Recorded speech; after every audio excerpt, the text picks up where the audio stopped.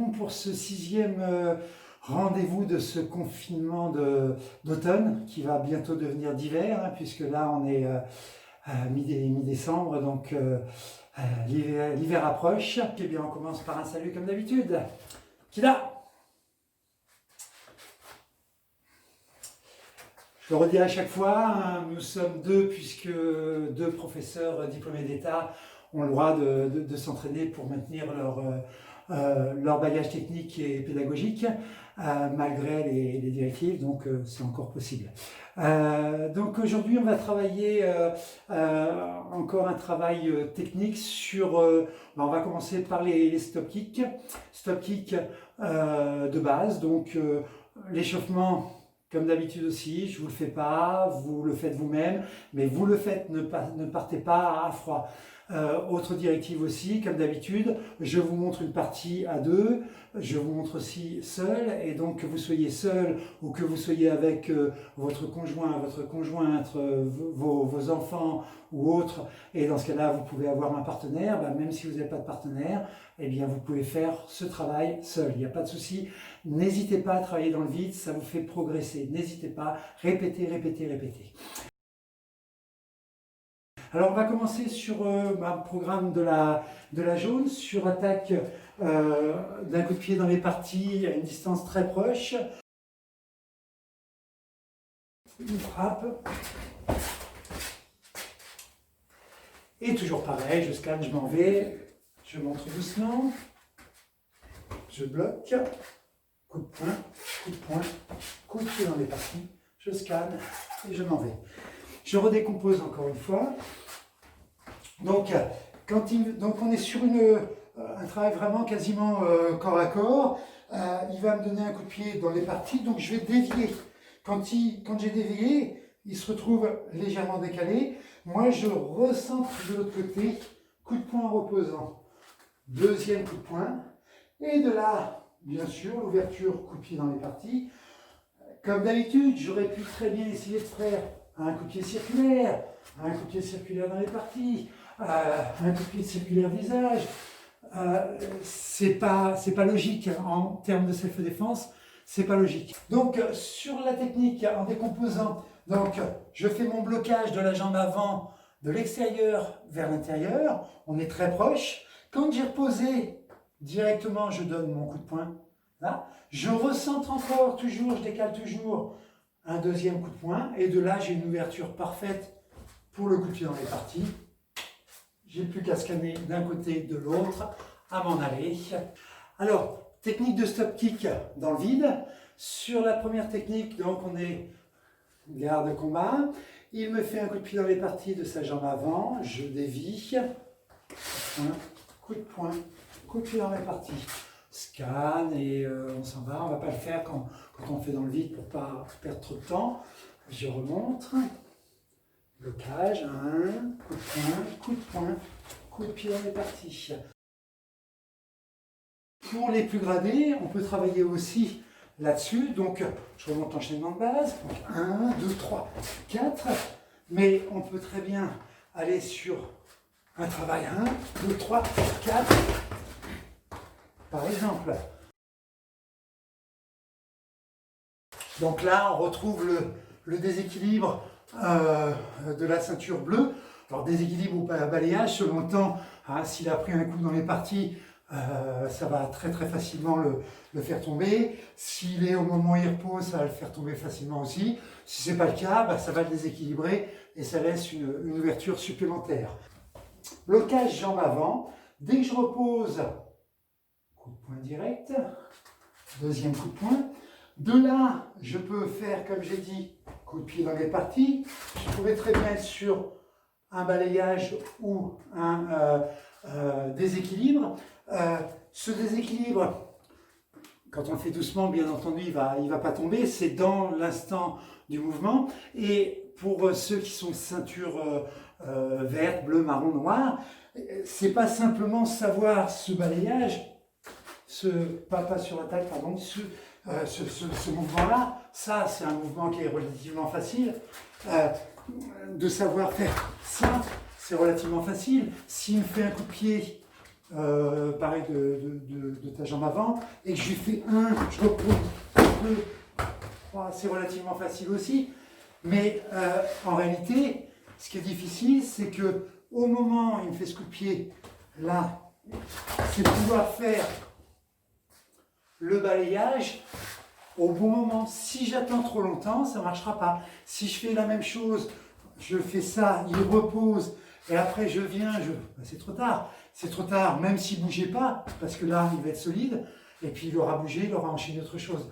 Donc dans le programme des ceintures supplémentaires, on parle simplement de ce balayage ou ce déséquilibre, Ashibarai qui s'appelle, mais c'est pas juste faire ça, c'est savoir le faire au bon moment. Hein. Et sur des techniques de base, donc défense sur coup de pied de la répartie au niveau ceinture jaune, eh bien on fait 1, 2, 3, c'est la base, au-dessus c'est 4, et au-dessus, bah, ça peut être ça comme d'autres choses.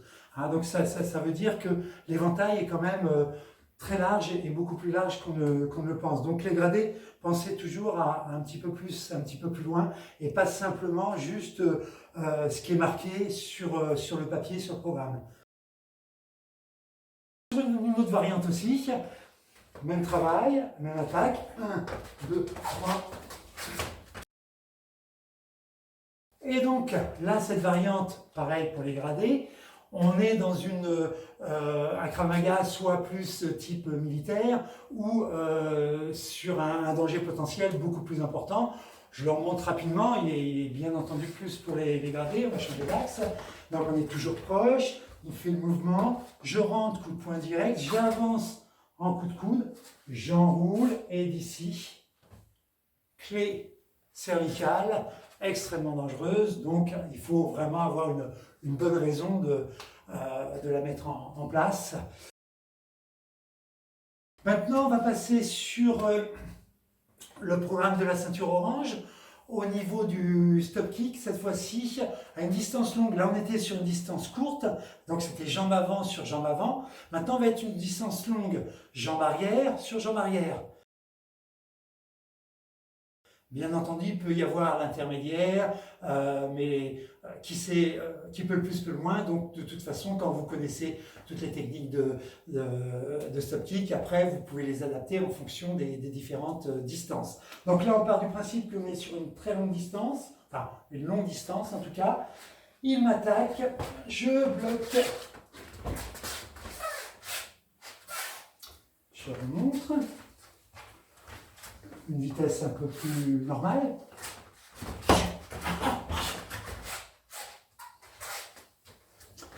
Je remonte tout doucement. Donc, on est loin. Hein. Il est bien à distance de jambe, c'est-à-dire là, distance de jambe. Il me fait le coup de pied. Quand il me fait le coup de pied, alors, attends un petit peu. Quand il me fait le coup de pied, déjà là, il faut que j'éclenche, autrement c'est trop tard. Autrement, ça ne marchera pas. Donc, autrement, on pourrait faire blocage avec l'autre pied qu'on va voir sur le programme suivant. Mais là, on part sur la technique de base passage de grade. Donc, quand je repose coup de poing toujours en déhanchant, j'ai une ouverture parfaite, encore une fois, pour frapper avec le pied ou le tibia. Je scanne, je m'en vais. Blocage se fait avec cette partie du pied, un peu style boxe française, et dès que je repose, je frappe. Hein, souvent, les petits défauts, c'est ça, c'est de frapper en décalage. Je frappe en bloquant, je frappe en pesant pied. Et j'enchaîne. Blocage avec mon pied, je repose, coup de poing, deuxième coup de poing, et coup de pied, on est parti. Je remonte. Blocage, coup de poing, coup de pied dans les parties. Je scanne, je m'en vais. Comme pour l'autre technique, stop kick niveau jaune, là sur stop kick niveau orange, on peut aussi inclure des techniques de ceinture supérieure. Donc par exemple, technique sur la ceinture bleue.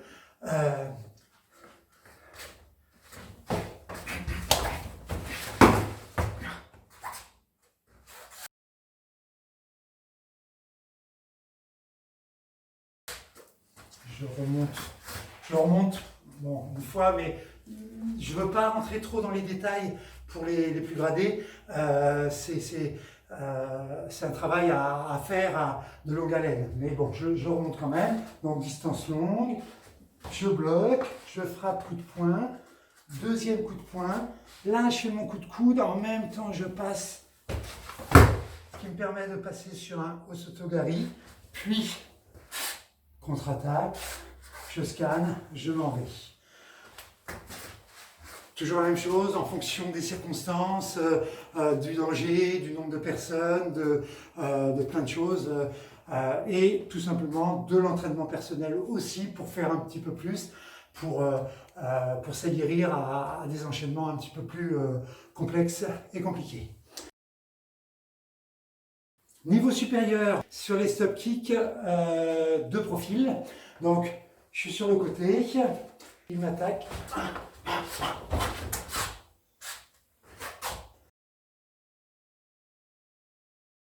Donc, je vois quelqu'un qui va m'attaquer. Donc, l'idée, il ne vient pas m'attaquer dans mes parties, bien entendu, je suis de profil. Donc, il vient frapper par exemple ici. Donc, tout de suite, je bloque. Dès que je repose, coup de poing en marteau. Je recentre, coup de pied. Et je finalise, coup de tibia, coup de pied. L'un ou l'autre en fonction de la distance. Donc, c'est le même principe, même travail, hein, et à faire dans le temps. Encore. Donc je suis de profil, je suis en passif, je n'ai pas besoin d'être en semi-passif, je suis en passif, il est là, je bloque avec cette partie-là. Dès qu'il repose, moi je repose, je suis en marteau. Là, je suis de profil encore, donc je vais revenir et recentrer. Là, c'est encore plus probant par rapport aux autres techniques pour recentrer. Là, et d'ici, j'ai une ouverture totale pour un coup de tibia ou un coup de pied.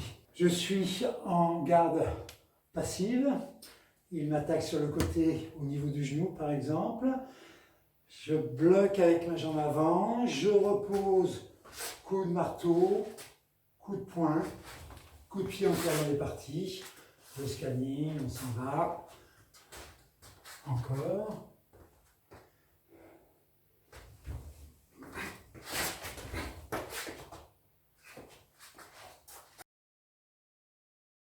Pour les plus gradés, on peut réenchaîner derrière. Donc, je suis là, par exemple. Je vais...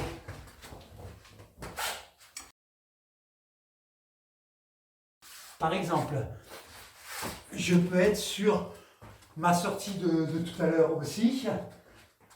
Donc, 1, 2, 3, 4. Et en sortant, plus sur un Krav Maga militaire, ou dans un cas de danger important. Autre variante possible.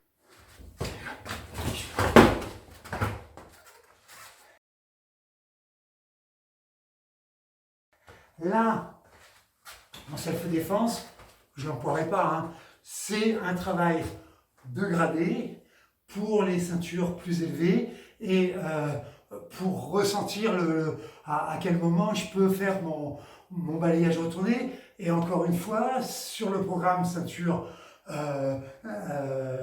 gradée, marron, on fait un balayage retourné, on se dit ouais mais à quel moment on peut le faire, je ne sais pas le faire, c'est sur des moments où il y a un déséquilibre et pas il est comme ça, je ne vais pas lui faire un balayage retourné, c'est impossible là-dessus, même s'il est dans l'autre garde. Je ne vais pas d'ici partir de là et lui faire un balayage. Il faut qu'il y ait quelque chose qui se soit passé avant, comme on l'a vu. Le travail de balayage retourné qui est de niveau donc ceinture bleue, et bien dans ce cas-là, on n'est plus sur le côté. On va être à une distance moyenne. Je suis là et alors moyenne, c'est-à-dire un petit peu moins long que celle classique, mais pas non plus proche. Il me fait jambe arrière au niveau des parties. Quand il fait au niveau des parties, là, je repose.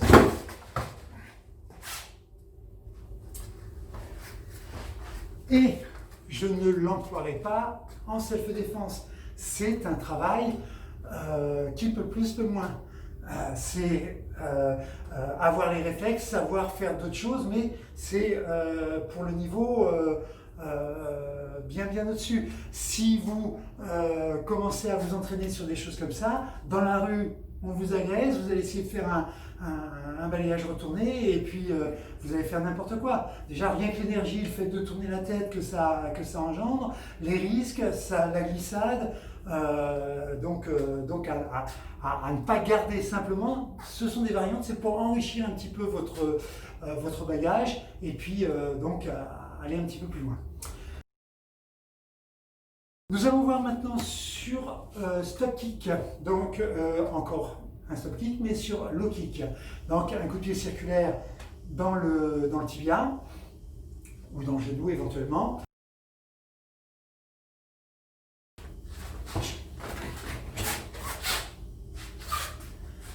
Je remonte.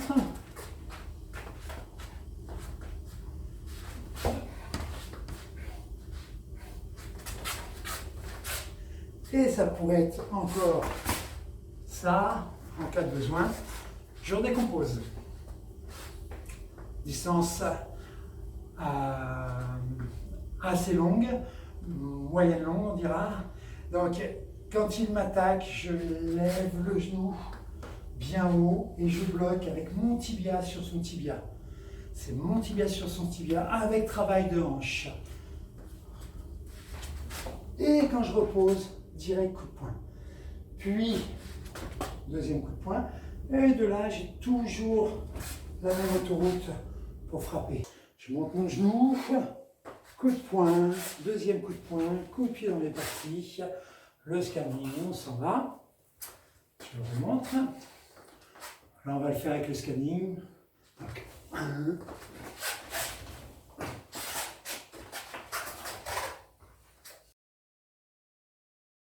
Alors, encore dans les variantes, possibilité, par exemple, variante ceinture marron.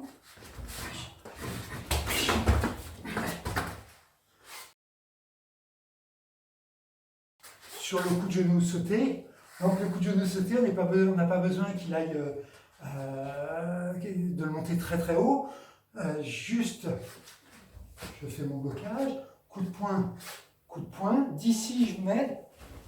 Ça peut être au niveau plexus. Donc, coup de genou sauté en m'appuyant, c'est encore plus facile. Et la hauteur, ça peut même être dans les parties en sautant pour donner un élan supplémentaire, ou dans le plexus, ou la gorge, ou visage.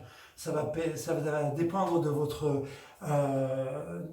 de vos possibilités déjà, de votre gabarit et l'opportunité à prendre à ce moment-là. Alors, maintenant on va travailler un petit peu au sol. Comme les techniques debout, au sol, ça peut se travailler seul aussi. Le premier, donc sur la technique de ceinture verte, on a étranglement de côté, sur agresseur, à genoux. Donc il n'est pas assis sur vous, il est bien sur le côté. Les directives sont importantes. Si vous ne faites pas l'agression de départ correcte, la sortie ne va pas fonctionner, ça serait une autre sortie. C'est pas qu'on n'a pas de sortie, c'est que la sortie serait différente. Donc, je suis bien entendu, il y a peu de chances que je me retrouve dans ces conditions, mais c'est une agression qui peut arriver. Vous ne savez pas pourquoi vous êtes par terre, pour X raison, je veux dire, vous êtes par terre, ça peut être une agression sur une femme, et vous vous retrouvez étranglé de côté. Je ne vais pas faire tout un scénario pour expliquer pourquoi je me retrouve là. Donc là,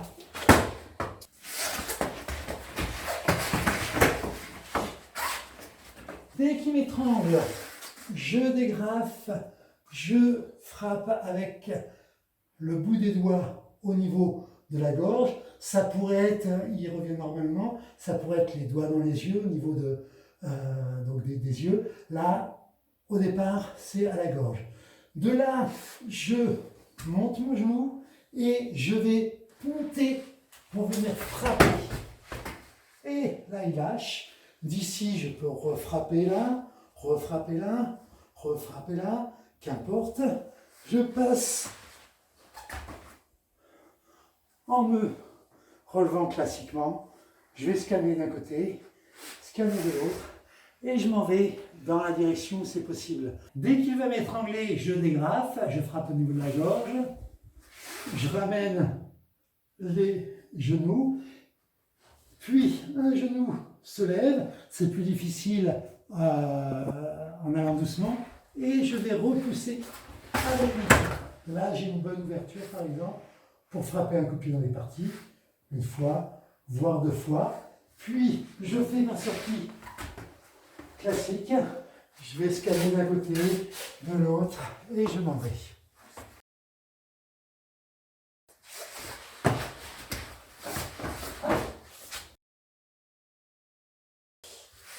Là, je viens avec le doigt ou les doigts au niveau des yeux.